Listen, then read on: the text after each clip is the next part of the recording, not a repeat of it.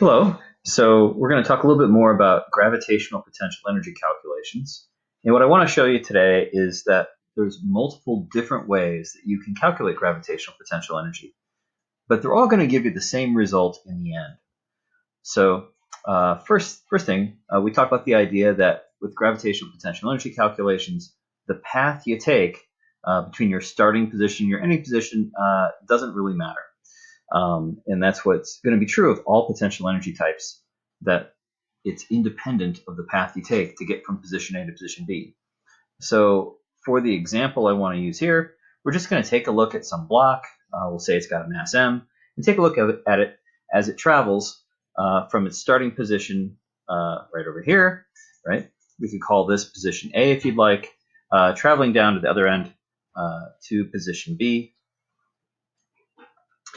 And so you say, well, as it does that, you say, hey, what forces are going to be acting on it? Because you say we want to use our formula for work, which is that work, I'm sorry, I should say the work energy theorem, that if we add up all the works done on a system, then that's going to be equal to the change in the kinetic energy of the system and the change in the potential energy of the system. Add up that total energy change of the system is equal to the work done by external forces, which means I really need to start with a force diagram for my system. So for this first bit, we're going to go ahead and consider our system to be just that block. I'm going to draw a nice general force diagram for that block as it's sliding along the ramp. And so we'll say, hey, let's say that, like say external forces, well, you say, well, there, of course, range forces, you'll have a gravitational force going straight down. And then contact forces, the only other force acting is going to be this normal force. I'm going to go ahead and say that this is a frictionless ramp. I should probably make that clear right away to make this a little bit simpler example. So we're going to say the block has a mass m. We'll say this is frictionless. Good enough. And so if I go ahead and do my calculation, you say, well, if I want to find the work done on this block, again, the normal to do the formula, you say, well, there'd be a work done by the normal force and a work done by the gravitational force, and that would equal my change in the kinetic energy of the system. And you say, well, that's fine. I don't have a delta U gravitational, because to use a U gravitational, you'd have to include the Earth in the system. And at the start, I'm not including Earth in the system. It's just my system. I'm making my system be just the block. And that, of course, is why I have this gravitational force on the force diagram. If the Earth was part of the system, then that gravitational force arrow would disappear, because it's a force inside the system then, and it wouldn't show up on the free body diagram. If there'd be an equal and opposite force on the Earth, and so if they were both in the system, those two forces would balance out and sum to zero, so they drop out from your force diagram. But we're not including the Earth in the system, so we just have those two outside forces doing work. Now, when I do this calculation, you say, well, to calculate a work term, of course, the general formula for work is that it's F dot delta X. You say again, what does that little special dot product mean? It means you want to take just the part of this vector that's parallel to this vector times that vector. So in other words, we want to take just that F cosine theta, where that theta is the angle between the force and the motion, right? And so we're going to have to be really careful with that in this problem, because they tell us here, because this ramp here, they're going to tell us the angle of this ramp. Should we use an inventive value? Sure. Let's say this ramp has an angle of, I don't know what it looks like to you. I don't know, we'll say that's 40 degrees. There we go. And the point is that this angle here may or may not be the angle that you're going to need to use in your dot products. For example, when I go to calculate the work done by the normal force, of course, that normal force is acting, we want to take a look at the angle between the force and the motion. Our block is going downhill this way. And so you see the angle between that normal force and the motion, that way. You say, well, that angle between that force and the motion, that's a 90-degree angle. And so if I went to do this dot product, you'd say I would do that normal force times the cosine of 90 times the distance. And you say, well, gosh, the cosine of 90, that's 0. And so that means that this work done by the normal force would just drop out of our calculation. The normal force isn't doing any work. And of course, that makes logical sense to us because it's not pushing in the direction of motion. It's not going to make it get faster. It's not pushing against the motion. It's not going to make it get slower. It's not changing that kinetic energy at all. So I would just have the work done by the gravitational force is equal to the change in the kinetic energy of the system. And so I can calculate that work done by gravity. And you say, well, I would take that force of gravity, which I'm just going to write as m times g. I want to multiply it by the cosine of the angle between that force and the motion times the distance that it pushes through. The block moves while that force is applied. And so you say, well, gosh, if I do that calculation to see how much we change the kinetic energy by, you say, well, what would that be here? What's the angle that I need? I need the angle between the force and the motion. Well, gravity is going straight down, and the motion is this way along the ramp. And so if I calculate this out, usually wouldn't we take that gravitational force and split it up into components? Something like perpendicular and parallel. Well, if I did that, then my angles here, whoops, let's pick a different color. Then my angles here, my upper angle here, right? That one, that angle is going to be that 40 degrees, that angle of the incline. But that's not the angle I want. I want the angle between the force and the motion. I need this angle here, right? The block is moving along this path. I want the angle here. You say, what would that be? Well, that would be the complement of 40. I actually would have a 50-degree angle that would be between my force and the motion. So when I calculate this, I'm using the cosine of 50 degrees, okay? Not the cosine of 40. And so that would be right there. That would be the work done by the gravitational force. And you say, okay, that is the standard way that I would typically solve this. I would just go ahead and use my gravitational force times the distance it pushes through times the cosine of the angle between the force and the motion. And that would be it, mg cosine 50 delta x. So that's one way of doing this. Let's take a look at another way. This time, what I'm going to do when I do my force diagram, okay, for the second technique, I'm going to say, okay, here's my object, junk, junk, junk, junk. Once again, I'm going to make my system be just the box, okay, just that block, right? And so when I do my force diagram, you say it's going to look just like it did before. You say it can be the same forces. There's just going to be gravitational force. Oh, wow, that was really terrible. My gravitational force, shunk, straight down, mg, and a normal force perpendicular to the ramp, like so. And again, I would do my sigma w is delta k, but really I'm just calculating the work terms here. And I would have a work done by the normal force and a work done by the gravitational force. And we all agree that the normal force isn't going to do any work because it's perpendicular to the motion. And so I can, of course, cancel that out again like I did before, right? And no one has an issue with that, I don't think. Okay, but here's the change, okay? What I'm going to do instead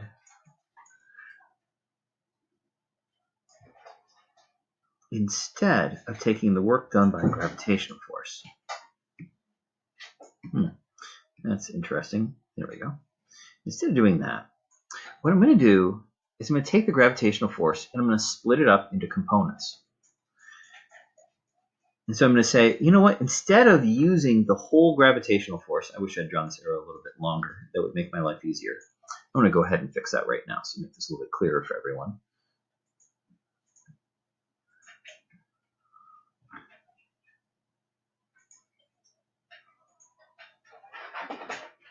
So what I'm going to do, make that gravitational force a little longer so that I can show components more clearly, is instead of thinking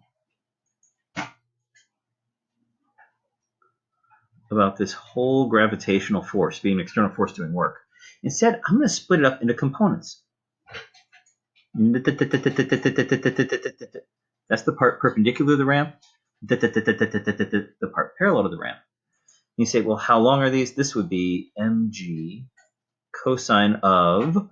You say, well, wait, that's the angle of the ramp there. You say, I remember that this angle down way down here, junk, junk, okay, say that's given to us to be 40 degrees.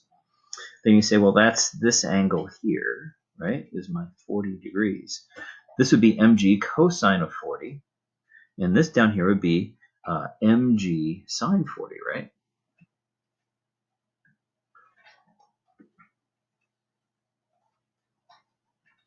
So here's the deal.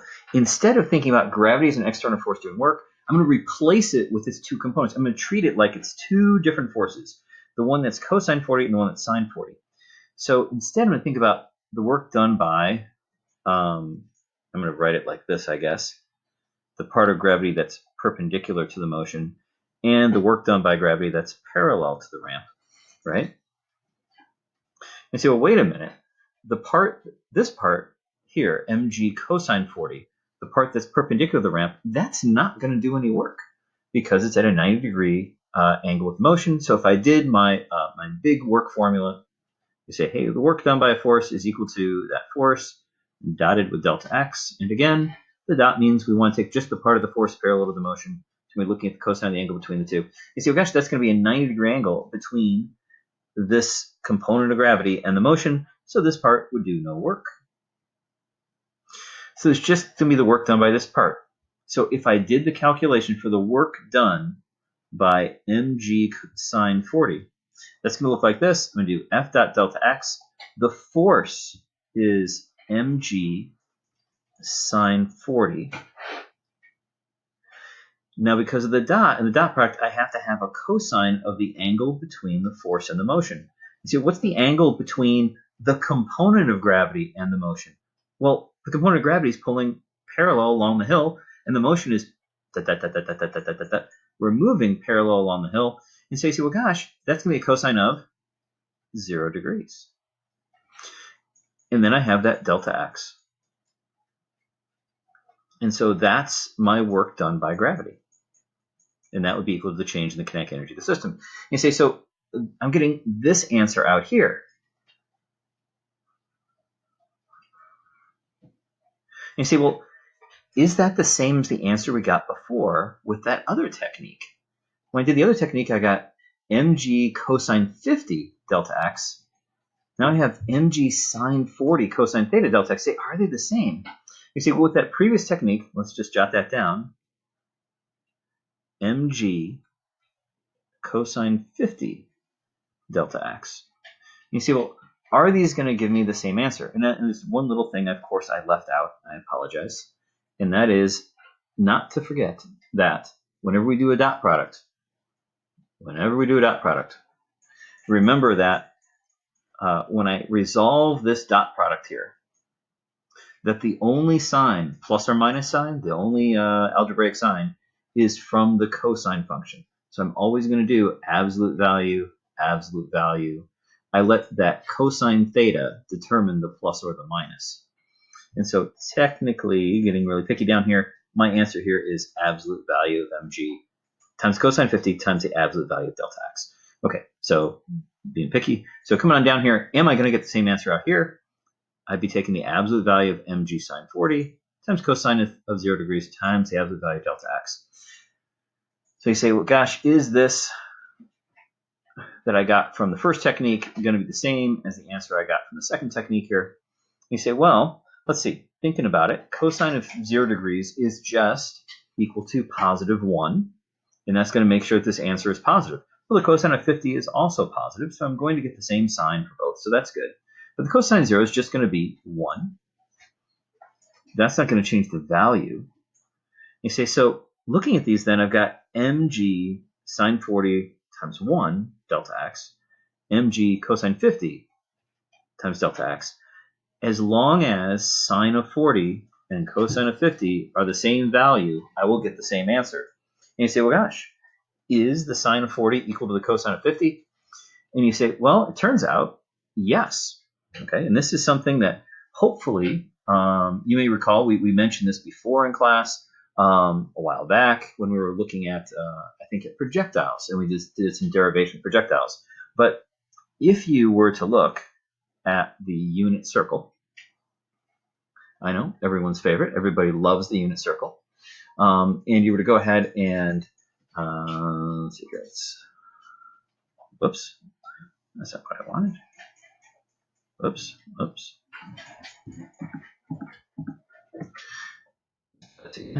And you would draw, you know what, I'm not going to even try and draw a straight line.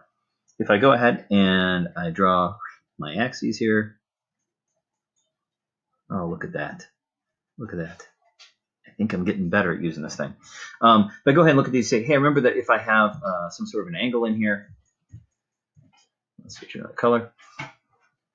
So say we had some sort of an angle like so. Okay, try it again. You say, I remember that. Remember that in the unit circle, particularly this angle called theta. Remember that this horizontal component that's equal to what am I going to call this vector? I don't know. Call this vector A. Doesn't matter. This is why am I doing that? On a unit vector, it's always a length of 1, isn't it? I don't need to give it an A. It's just 1. Right. And so this, of course, would be equal to hypotenuse times the cosine of theta. This is just the cosine of theta then.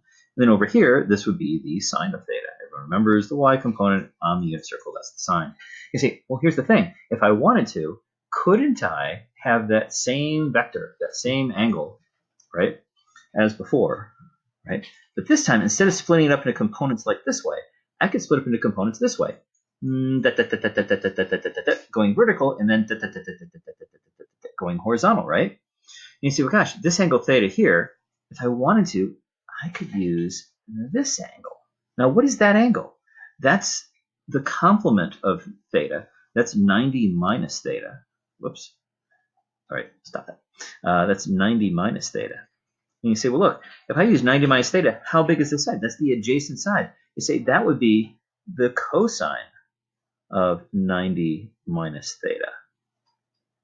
And then what's this side? Well, that's the opposite to the 90 minus theta. This side would be equal to the sine of 90 minus theta.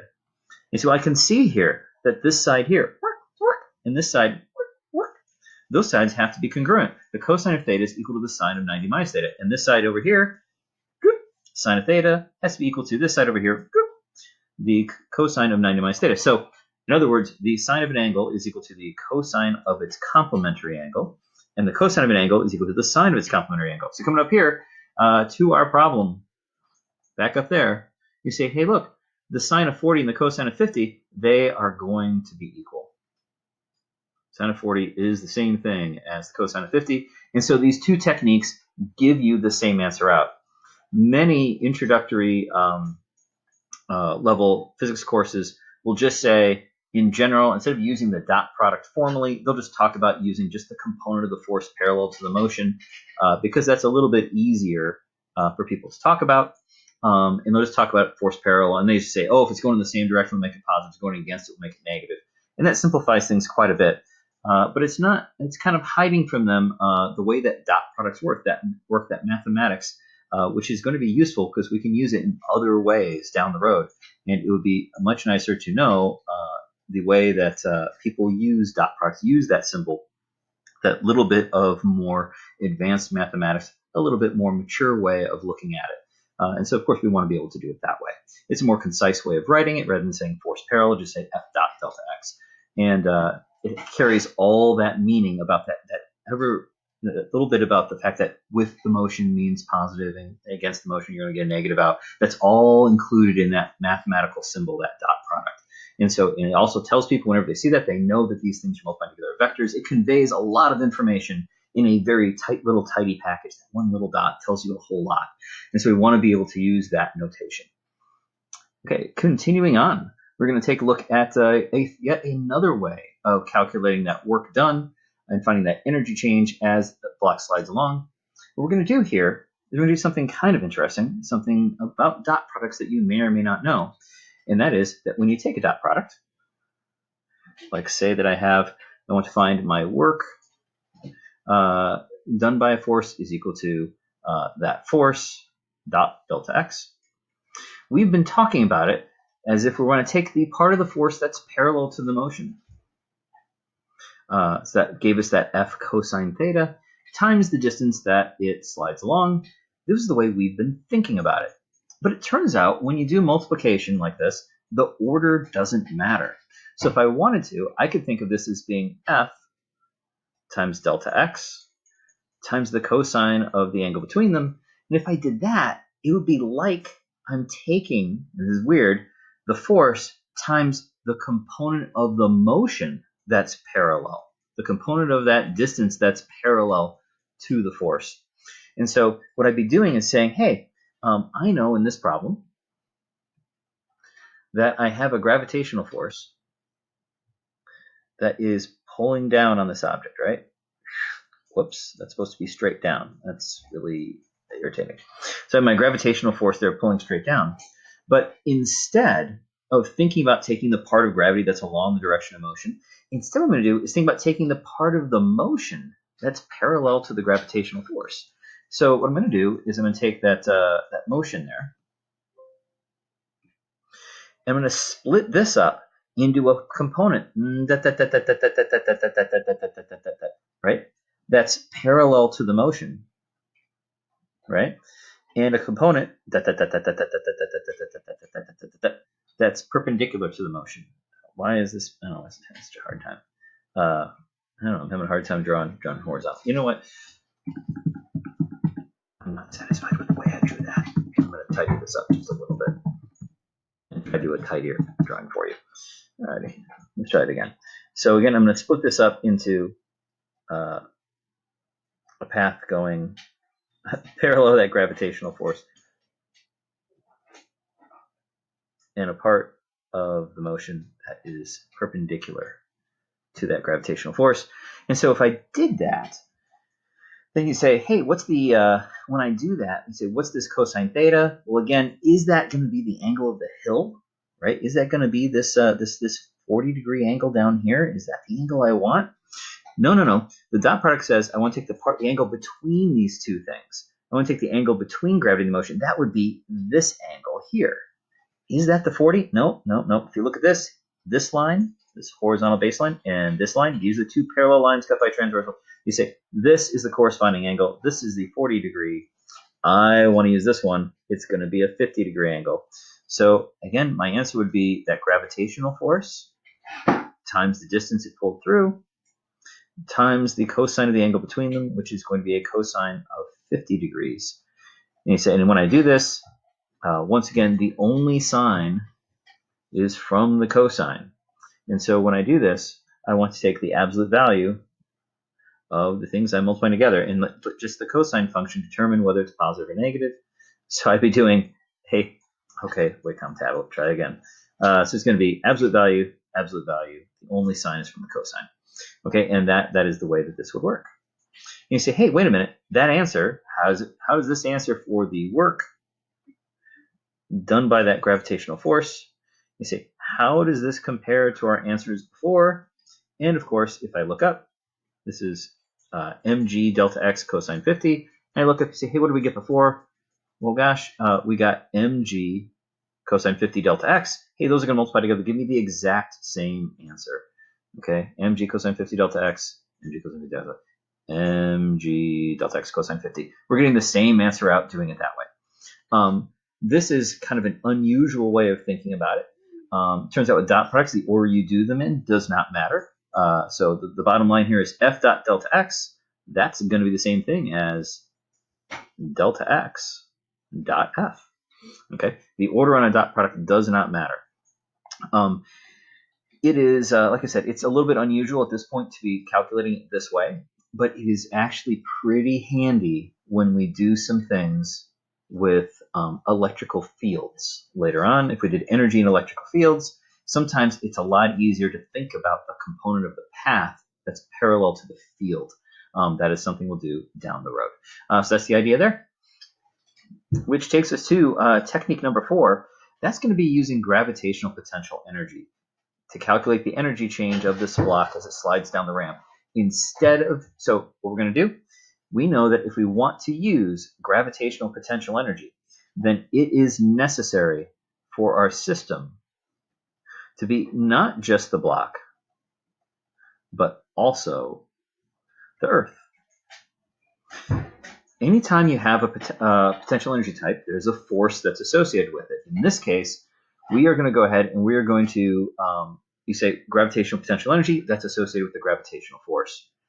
If I want to do a potential energy term, that force has to be a force inside the system. If it was a force from something outside the system, well, then it would be a work term, wouldn't it? It'd be an outside force doing work. But instead, we want to make that inside the system.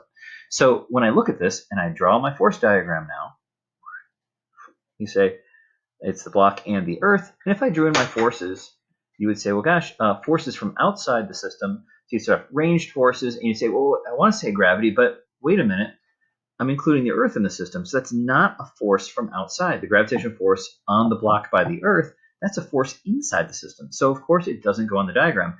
If I tried to include it in the diagram, there'd be a reverse gravitational force back up on the center of the Earth by the block, and those two would add up to 0, and they would just drop out of the calculation. So I don't need to include the gravitational force here on my force diagram because it is a force from inside my system. But I have to remember that there is a force between the parts of my system here that's acting. The only thing outside the system is going to be this normal force from acting perpendicular to the motion, right, as we slide along this way. And so you say, well, gosh, that normal force, that's not going to be doing any work. So when I go to do my formula now, sigma W is delta K. You're going to say, wait a minute, I don't have any outside forces that are doing work. That work by the normal force. You say, gosh, that's just going to be 0. Again, because normal is perpendicular to the motion. It's like, well, gosh, what's going to happen here then? You say, I know this block gets faster. I know that kinetic energy has to have a change. You say, but because we included the Earth in there, if I have, you say, I know that if I separate these guys, if I change that separation distance, I'm going to change the potential energy, the gravitational potential energy of that system, because I am pulling, in this case, with a motion that's against that force. And so you say, well, gosh, that means because I included the Earth in my system, I can have a delta U gravitational. Okay. I usually like to think, when I work through these problems, I usually start my system small. Okay, that was weird. I don't know how I minimize the window. I usually start my system small so that my system is like just the box, right? And then I think about expanding my system and including the Earth. So oftentimes when I go to draw this, when I go to work this out, I'll be thinking about my system being small. And I'll be thinking about just having kinetic energy to start with what we call the work kinetic energy theorem. And I'll go ahead and I'll draw my force diagram and say, gosh, when I start my system small, and I go ahead and I draw my force diagram, you say, well, then I would have that gravitational force, that force on the block by the Earth. And so I have work by normal and work by gravity is the change in K. And then I'll go ahead and I'll expand my system. And I'll say, you know what? I really wanted to go ahead and include the Earth in my system. And as soon as I include the Earth in my system, you say, well, then that's not going to be an outside force doing work because it's no force inside the system, and so it goes away. And this can't be here now because it's not an outside force. But instead, over here, I'm going to have the ability to do a delta UG term instead. So the point is, and just to emphasize this one more time, if I'm including the Earth in the system, then this is a force inside the system. It drops out of the calculation, and so I can't have a work term. If I don't include the Earth, it's an outside force, and so it's going to be a work term on the left side. I got to do it one way or the other, right? And that's determined by how I set my system. So in this case, I'm going to have 0. There are no outside forces doing work. This is my change in kinetic energy plus my change in gravitational potential energy. This is what I end up with. So I don't have this energy of the system isn't changing. I'm just changing the types of energy inside the system. I'm swapping out some gravitational potential energy for kinetic energy is how I'm looking at it. You say, well, gosh, how do I calculate a change in gravitational potential energy? You say, well, gosh, we know that the formula for gravitational potential energy, we've determined it was the mass times the gravitational field strength times the height of the system. And so what I'm going to do here, I'm going to do delta UG. That's going to be my, whenever I do a delta, it's always the final minus the initial, right? I'm going to go ahead and put a little F on there for final, just to make the distinction, to emphasize. And so when I do this, again, we're going to say that change in kinetic energy, this is going to be mg times my final height minus mg times my initial height. And I can, if I want, I can factor out that mg, and I can just call that mg times the final height minus the initial height. And of course, that's just going to be mg delta h, the change in height, okay, is my change in gravitational potential energy. You see, so now we go to the diagram, and we say, okay, our object, it's sliding along here. You say, well, look, what's the change in height? Okay, up. You say, zhunk, zhunk, right? Say, look, it's making a nice little right triangle. And again, if they told us the angle of the hill here is 40 degrees, you say, oh gosh, that's this one here, that's 40 degrees. And so, hey, what's this? This is the change in height, isn't it? What's the relationship between this delta x, the distance we slid through, and the change in height? Well, those are two sides of a right triangle, so I can use a little trig and say that's the opposite side that I'm trying to get, and this is the hypotenuse. You say, oh, I'm just going to use the sine function. And you say, well, the sine of 40 is the opposite over the hypotenuse, so that's delta h over delta x. Let's write that out. So you say, here, we'll just do it right here. The sine of 40 is my opposite over my hypotenuse, delta h over delta x. And so that means, of course, that my change in height is just going to be delta x sine 40. So when I go ahead and take my delta x times the sine of 40, and I substitute it in over here, look at what we're going to get. You say, that's actually going to calculate out really nicely. It's going to give us something that looks a little bit familiar, I think. I'm going to get 0 is delta k. You say plus mg, and then my delta h, delta x sine 40. You say, okay, so if I look at this, I could move this to the other side, shall we?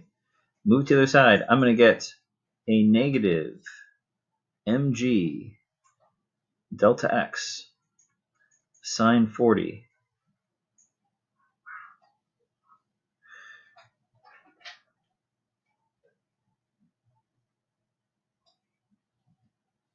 You say, how does that compare with what we did before? Well, here I had mg delta x cosine 50, right? And that was equal to the change in the kinetic energy of the system, right? Or mg sine 40 delta x. So how about that? Mg sine 40 delta x. You say, what have I got here? Mg delta x sine 40. You say, gosh, that's the same thing. Except you're like, oh my gosh, there's a negative sign here. What is going on? Why do I have that negative sign there? That's different. Shouldn't I be getting the same answer out? And to which I'll say, well, yeah, of course I got the same answer out. The negative, you know why? Because you know my delta h is here. It's final minus initial. I ended up at this height. And I started at this height. That delta h is actually a negative value, right? And so that means that this term, right, really needs to be negative. Okay, and I did not take that into account when I did that substitution. I need to be really careful about that. Okay, if I put my actual height values in, final height minus initial height, maybe it depends on where you choose to call height 0, right? But if I did it that way, the point is my final height would be smaller than my initial height. That would give me a negative answer here. that would make this delta H would be a negative value, and I'll get a negative answer out. It's going to be the same. I'll end up with then that negative and the negative will make it positive. I'll get the same answer as before. For that change in kinetic energy would be positive value. So I think